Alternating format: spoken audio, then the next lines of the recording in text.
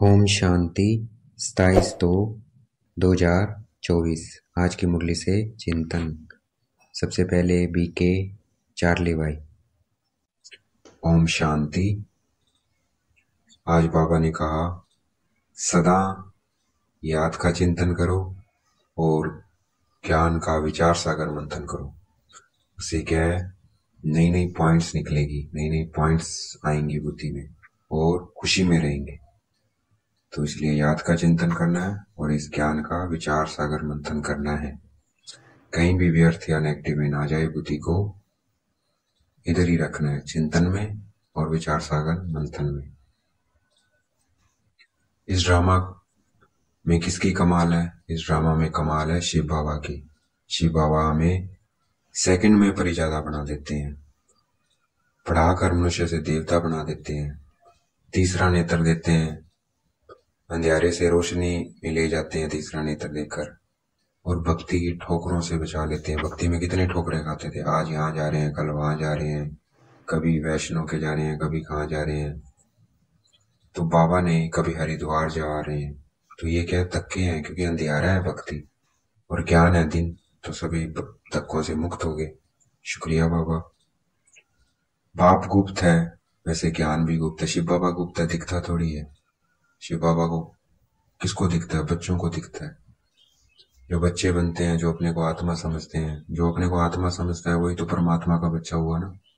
जो अपने को आत्मा ही नहीं समझता है, क्योंकि परमात्मा भी क्या है, एक आत्मा है। तो जो अपने को आत्मा समझेगा वही बच्चा बनेगा भगवान का, क्योंकि भगवान परम आत्मा है। तो इसलिए गुप्त हो गया। और ज्ञान भी उन किसको समझ में आएगा? जो आत्मा बनेगा, परमात्मा का बच्चा बनेगा, उसी को ये ज्ञान समझ आएगा। तो इसलिए ज्ञान भी गुप्त है, बाबा भी गुप्त और ज्ञान भी गुप्त। किसी को सुनाएंगे मुरली, समझ में नहीं आएगी जब तक वो अपने को आत्मा नहीं समझेगा।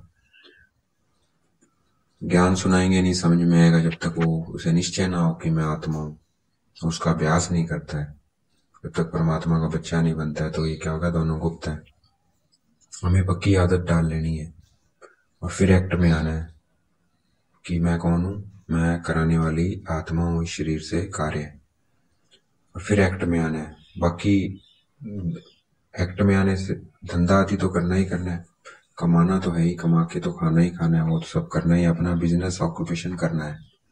सिर्फ एक्ट में आने से पहले कोई भी कार्य में, कोई बिजनेस कर रहे हो, कुछ भी कर रहे हो, अपने को क्या समझना है, मैं आत्मा। देवताओं को महिमा लायक बनाने वाले कौन है? एक शिव बाबा है। शिव बाबा ने आकर हमें इस महिमा लायक बनाया है। तो सबसे ज्यादा किसकी महिमा है? निराकार की महिमा है, क्योंकि वह हमें महिमा लायक बनाते हैं। हम महिमा लायक थे, अब फिर बाप हमें महिमा लायक बना रहे हैं। मुसलमान कहते हैं अल्लाह मियाँ ने फरमाया, ऐसे बौद्ध भी कहते हैं, क्रिश्चियन भी कहते हैं, परंतु क्या फरमाया ये नहीं पता उनको। अच्छा, ओम शांति। अब बारी है बीके जोहन भाई। ओम शांति। बाबा कहते भगवान को ठिक्कर भीतर में कह दिया। फिर कहते हैं अल्लाह मियाँ ने फरमाया। अब क्या फरमाया? जब उसको ठिक्कर भीतर में कह दिया तो क्या जानेंगे कि क्या फरमाया उन्होंने। तो परमात्मा ठिक्कर भीतर में कैसे हो सकता है? हो ही नहीं सकता। वो अगर खुद वो गंदगी में है तो वो हमें क्या उच्च बनाएगा? तो इसका मतलब वो नहीं है, कण कण में नहीं है, वो ठिक्कर में नहीं है, गाय में नहीं है, कुत्ते में नहीं है, बिल्ली में नहीं है, किसी जानवर में नहीं है, कण कण में नहीं है, गंदगी में नहीं है। अगर वो खुद इन चीजों में है तो वो हमें कैसे बना सकता है? तभी बनेगा ना जब खुद होंगे। वैसे ही है जैसे हम किसी को, कोई हमारी इज्जत कब करेगा? जब हमारा व्यवहार अच्छा होगा तब करेगा, चाहे हम कितने ही ज्ञानी हो, लेकिन व्यवहार अच्छा नहीं है तो कोई उसको सम्मान नहीं देगा। वैसे ही है, शिव बाबा अगर महान है, उच्च उच्च है, पवित्र आत्मा, पवित्र सोल है, तभी तो दुनिया उनको याद करती है। अगर गंद में है तो फिर वो इंसान क्यों कोशिश करेगा कि मैं भी अच्छा बनूं? कहेगा भगवान भी तो है ना इसके अंदर, कोई बुरा काम कर रहा है भाई, इसके अंदर तो भगवान है, भगवान ही बुरा काम कर रहा है, तो वो फिर क्यों सुधरेगा? तो भगवान कण कण में नहीं है, वो इनसे परे परम धाम निवासी है। ये चक्कर है, सृष्टि का चक्कर है। 4 युग है, ये सतो रजो तमो में आते हैं। सतयुग सतो है, फिर त्रेता सतयुग क्या है, सतो प्रधान है, फिर त्रेता सतो है, फिर रजो है, फिर नमो है, तमो है।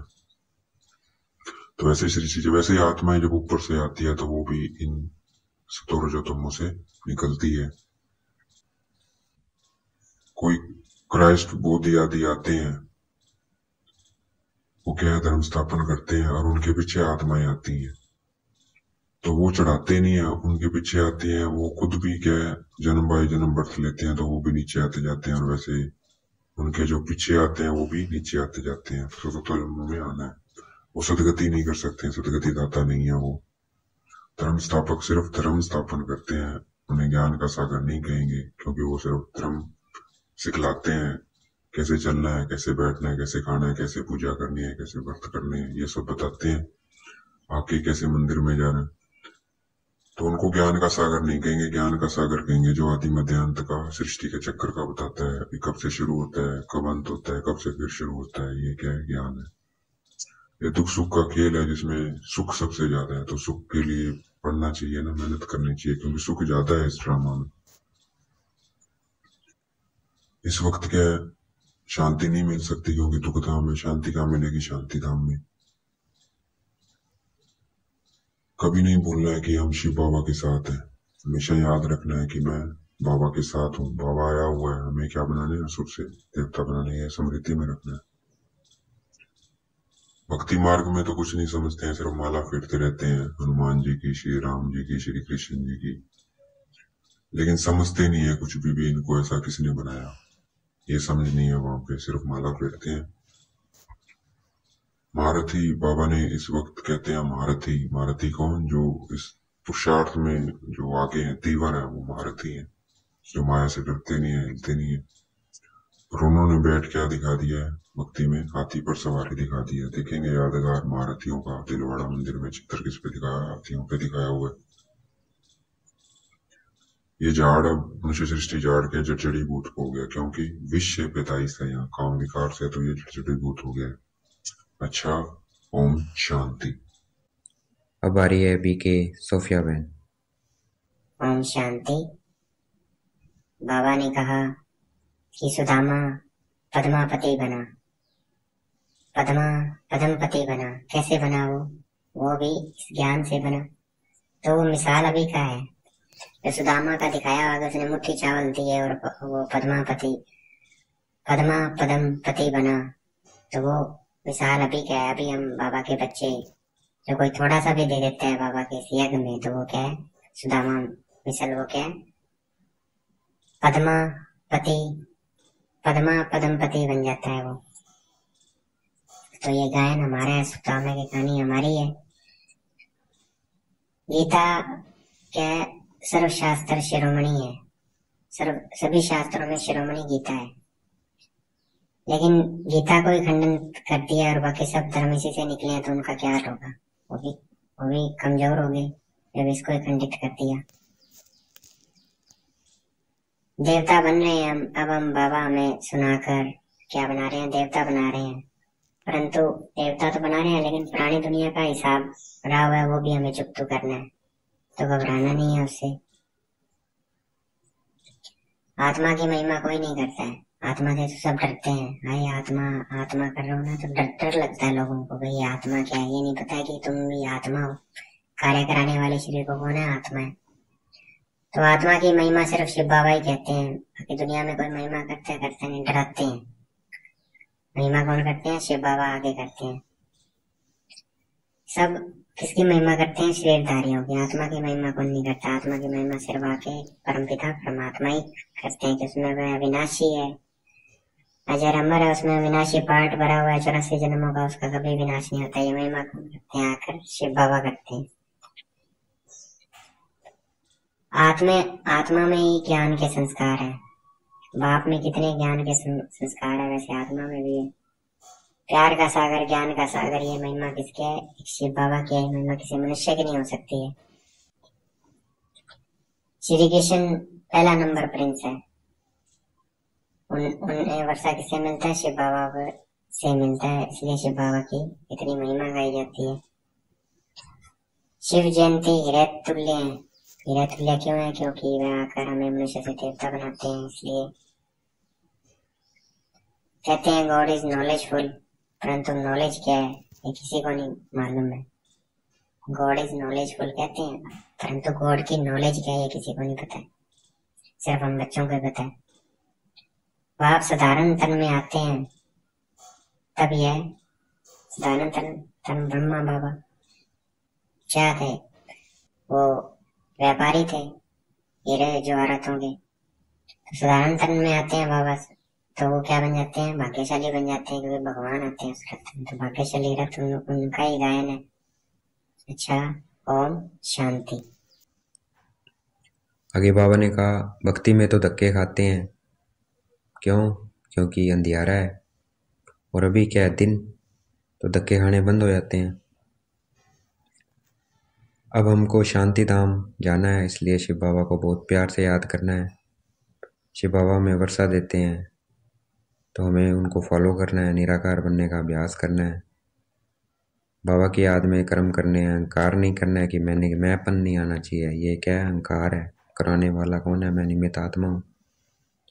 अगर देह अभिमान में आएंगे तो ये क्या है? हट है। देह भान क्या करता है? हट करता है।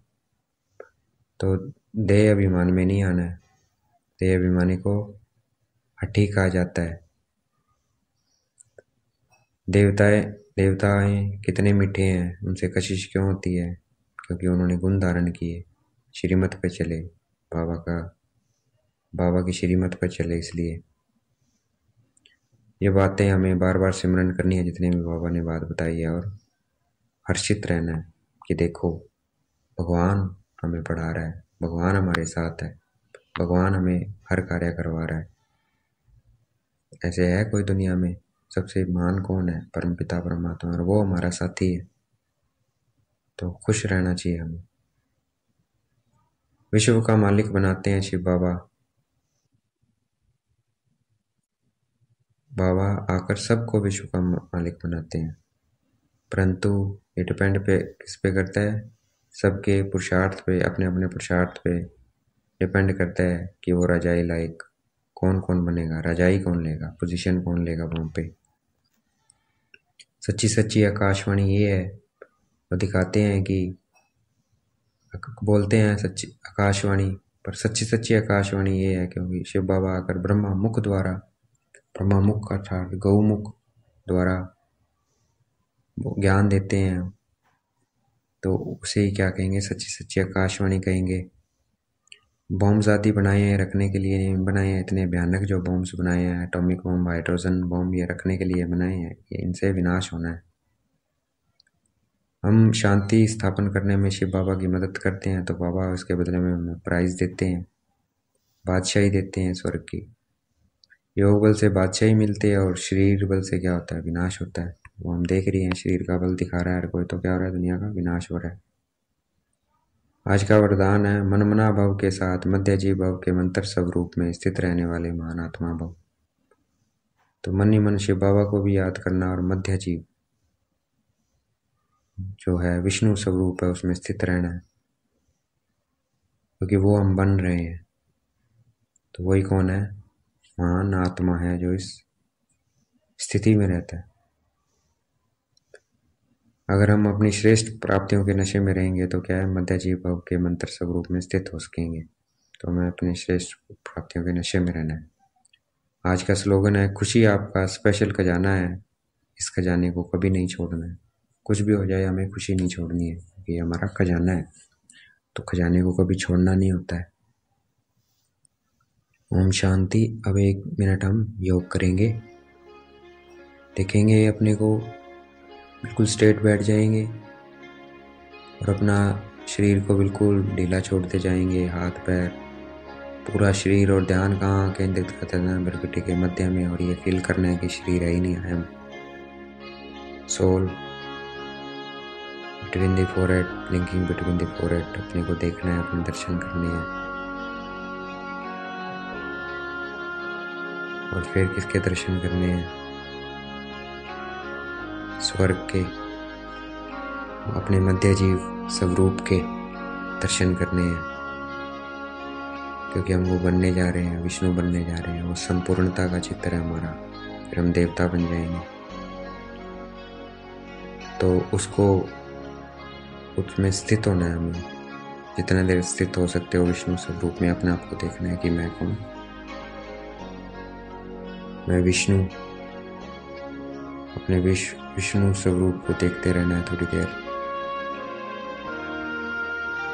फिर अपने को आत्मा देखना है, बाबा को देखना है, अपने विष्णु स्वरूप को देखना है।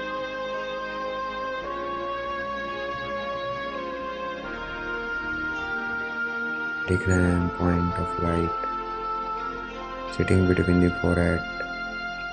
फिर देखना है अपने विष्णु स्वरूप में मैं कहाँ विराजमान हूँ, मस्तक के मध्य में।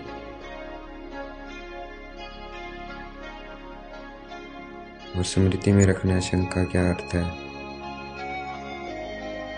शंख का अर्थ है ज्ञान की ध्वनि करना रोज, इस ज्ञान की, ईश्वरीय ज्ञान की।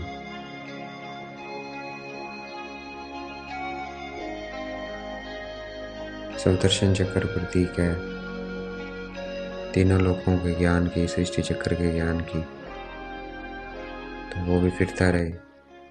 गदा है अपने संस्कारों को परिवर्तन करने का दृढ़ संकल्पता का प्रतीक है, दृढ़ संकल्प लेना है। कमल प्रतीक है घर गृहस्थ में रहना है, जिम्मेवारियां निभानी है, परंतु क्या रहना है, पवित्र रहना है, न्यारा रहना है। जो पवित्र रहता है वही न्यारा और प्यारा बनता है। देखना है अपने को आत्मा और अपना पहला जन्म विष्णु स्वरूप, बचपन कृष्ण स्वरूप को देखना है।